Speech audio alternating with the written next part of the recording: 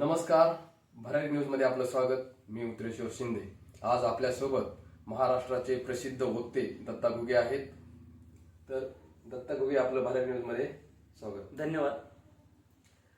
होळ ग्रामपंचायत निवडणुकीत तुमच्या योगेश भैया यांना पाठिंबा आहे, तरी लोक या अफवा पसरवत आहेत तुमच्याबद्दल. आपण काय सांगाल? मुळात ज्या दिवशी निवडणुका जाहीर झाल्या त्याच दिवशी मी स्पष्ट सांगितलेलं आहे की आमचा योगेश भैया शिंदे यांना जाहीर पाठिंबा आहे. कारण बदल घडला पाहिजे, तरुण पिढीला संधी मिळाली पाहिजे, विकास झाला पाहिजे आणि या सर्व गोष्टी गावाच्या हिताच्या घडल्या पाहिजेत.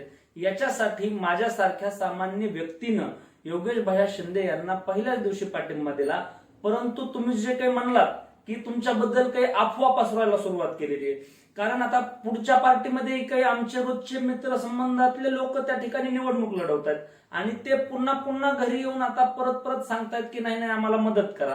परंतु एकदा शब्द दिल्यानंतर आम्ही मात्र शब्दाला कधीही जागे राहणारे माणसं आहेत. आम्ही शब्द बदलणारे माणसं नाहीत आणि त्यामुळं त्यांना आम्ही स्पष्ट सांगितलेलं आहे की आमचं ठरलेलं आहे की योगेश भैया शिंदे यांना सरपंच करायचं आहे. योगेश भैया शिंदे यांच्या मातोश्री त्या ठिकाणी सरपंच पदाच्या दावेदार आहेत, त्या ठिकाणी उमेदवार आहेत आणि त्या निश्चितपणे सरपंच होणार आहेत होळच्या. यामध्ये कुठल्याही प्रकारचं दुमत नाही. आणि मग हे सगळं वातावरण गावचं सगळं एकांगी पाहता काही लोक पुन्हा पुन्हा घरी येऊन त्या ठिकाणी म्हणतात की आम्हाला मदत करा. बरं, आम्ही त्यांना सांगूनही परत परत त्यांचा तोच त्या ठिकाणी एकच विषय असल्यामुळं काल राग मी एक दोघांना म्हणलं की आता आम्ही एक वेळेस नोटाला मतदान करू पण तुम्हाला करणार नाहीत असं सांगितलं. कारण आमचं ठरलंय ना योगेश भैयाला निवडून द्यायचं. आम्ही मतदान योगेश भैयाला करणार आहेत, आम्ही योगेश भैयासाठी काम करणार आहेत, हे आमचं ठरलेलं असताना सुद्धा मग पुन्हा पुन्हा त्याच गोष्टी रेटण्यात काही अर्थ नव्हता. आणि मग मी एक दोघांना मुद्दा म्हणून आमच्या मित्रसंबंधातल्या 2-3 लोकांना काय केलं, हाईड केलं आणि स्टेटस ठेवलं की आम्ही बाबा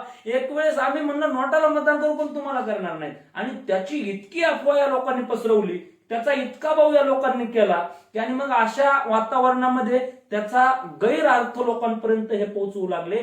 परंतु मी या ठिकाणी जाहीरपणे सांगितलेलं आहे, पहिल्या दिवशी सांगितलेलं आहे, आताही सांगतोय की योगेश भैया शिंदे यांना आमचा जाहीर पाठिंबा आहे. निश्चित येत्या 6 तारखेला योगेश भैयांचा गुलाल या ठिकाणी उधळणार आहे. यात कुठल्याही प्रकारचं दुमत नाही. ग्रामविकास आघाडी पॅनलचा पूर्णतः त्या ठिकाणी 14-0 विरोधकांचा पराभव होणार आहे, इतकं मी सांगतो तुम्हाला. बोला. होळ गावातील विकासाचे मूलभूत प्रश्न कोणते आहेत त्याबद्दल आपण काय सांगाल? तुम्ही पत्रकार साहेब, खरं तर तुमचं मी मनापासून स्वागत करतो की अत्यंत महत्वाच्या विषयाला तुम्ही आता हात घातला. की मी या गावामध्ये गेल्या 5 वर्षापासून पाहतोय की होळमध्ये श्री संत भगवान बाबा चौकापासून ते श्री छत्रपती शिवाजी महाराज चौकापर्यंत सुद्धा लोकांना जाणे येण्यासाठी सुद्धा चांगला रस्ता नाही. हे गावचं दुर्दैव म्हणावं लागेल. त्याच्यानंतर माझ्या आस्थेचा विषय, जिथं काही धसवस्ती आहे तिथं माझ्या रोजची काही मित्रमंडळी आहेत, तिथं माझे काही विद्यार्थी सुद्धा आहेत. त्या लेकरांना, लहान्या त्या माणसांना, शेतकऱ्यांना जाण्या येण्यासाठी सुद्धा चांगला रस्ता नाही.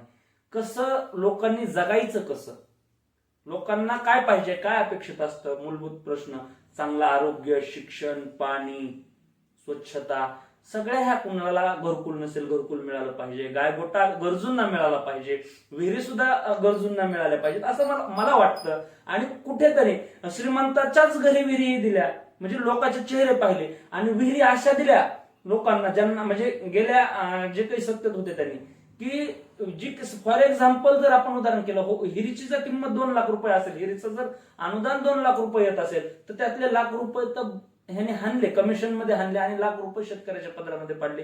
खऱ्या अर्थानं ही खंत आहे, दुर्दैवी गोष्ट आहे आणि याचा कुठेतरी मनामध्ये मी या ठिकाणी माझ्या दुःख आहे, खंत आहे आणि म्हणूनच कुठेतरी बदल घडावा.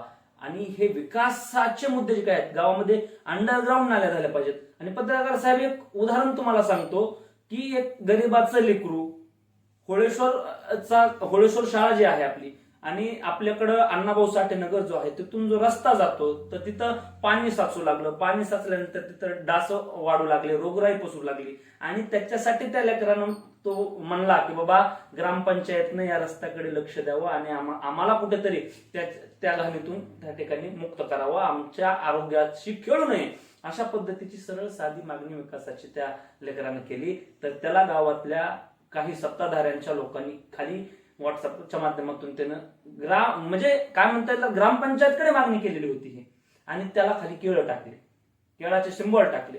आणि मग त्या विद्यार्थ्याचं त्या लेकराचं कौतुक आहे की त्यानं काय केलं की त्यानंही सांगितलं की बाबा आता तुम्ही माझ्याकडे मत मागायला यायला 5 तारखेला मी सुद्धा तुम्हाला केळच देईल.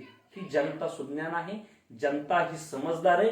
निश्चितपणे जनतेला काही वेगळं सांगायची गरज नाही. लोकांनी मनामध्ये ठरवलं की बदल हा निश्चित होतोय आणि योगेश भाया चाबुलालाच उधळणार आहे. योगेश भायांच्या मातोश्री 100% सरपंच होणार आहेत, यात कुठलंही दुमत नाही. योगेश भाई शिंदे यांच्या गटाकडून आपण दिलेले विकास कामे नक्कीच पूर्ण होतील का? तुम्हाला खरं तर सांगतो, मी जाहीरनामा वाचला. जाहीरनामा वाचल्यानंतर योगेश भाया हे गरिबाचं लेकरू, ते काही मोठ्याचं धनदांडग्याचं लेकरू नाही. धनशक्ती विरुद्ध जनशक्ती अशी लढाई आहे असं मला वाटतं. आणि मुळात त्या लेकरानं म्हणजे आमचा मित्र येते, मी बोलायलो म्हणजे भावनेच्या भरात थोडं बोलतोय की खरंच मला मनातून मुद्दा आवडला की पहिला जर त्यांच्या जाहीरनाम्यामध्ये काही प्रश्न असेल तर तो पहिला प्रश्न आहे की श्री संत भगवान बाबा कमानीपासून ते श्री छत्रपती शिवाजी महाराजांच्या चौकापर्यंतचा सिमेंट कॉन्क्रीटचा रस्ता करायचा. त्याच्यानंतर वरी जे काही होळेश्वर वस्तीकडे त्या रस्त्याचा जे काही मी तुम्हाला सांगितलं की त्या लेकरांनी एक मागणी केली होती की आमचा रस्ता पूर्ण करून द्यावा, तो सुद्धा रस्ता मी पूर्ण करून देणार आहे असा सुद्धा त्यांनी जाहीरनाम्यात उल्लेख केलेला आहे. दुसरी महत्वाची गोष्ट विशेष म्हणजे जी धसवस्तीचा रस्ता आहे तो सुद्धा मी करून देणार आहे असा सुद्धा उल्लेख त्यांनी त्या जाहीरनाम्यामध्ये केलेला आहे. आणि मुळामध्ये आता गावामध्ये अशी परिस्थिती झालेली आहे, जी रस्ते चांगले होते ती सुद्धा ह्या आधीच्या सत्ताधाऱ्यांनी करून टाकले, लोकांनी चालता सुद्धा येत नाही.